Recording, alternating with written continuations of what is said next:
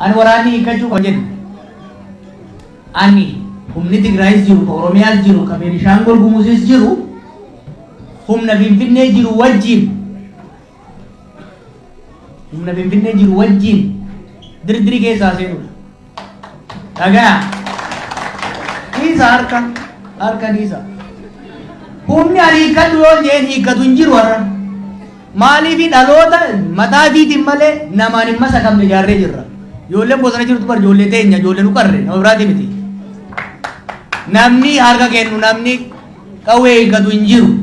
Maaliif hanga wanti dhiibee bosona isa galche sun bakka hin kaanetti hanga rakkoon dhiibbaan roorroon bosona isa galche sun bakka hin kaanetti humni harka kennu hin jiru humni qabu hin jiru. Kuni kana namuu beekuu qaba jechuudha. Nu kan jechaa jirru an kanin jechaa jiru humna Tigraayinis humna Oromiyaatinis ka Gumuuzinis ka Gaambeellaatinis kan hin jiru nagayaaf carraa kennu. Mootummaan immoo ka jennu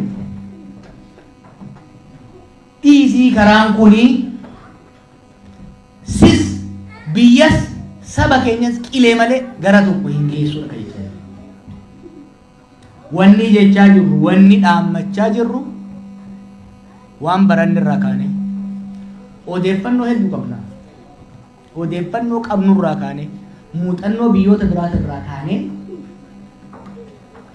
wanni nuu ta'u waan ammallee hin muufattan malee isinitti himu. Oromoof wanni irra wayyaa haga feetee isaa ulfaattu haga feetee isaa dhimmiftu qooybaniituma jijjiiruu ni danda'amti? Ni danda'amti.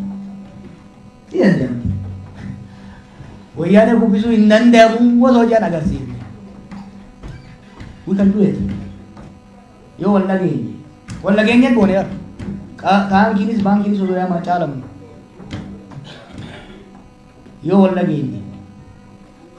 Yoo tokko taane tarsiimu yoo masakamne hin danda'amu ka jalsanis agarsiifne jira. Yoo itti amanne ummata keenyaaf ka fayyadu kana jenne yoo amanne ni baasa. Kana jala kaa'uun barbaachisa.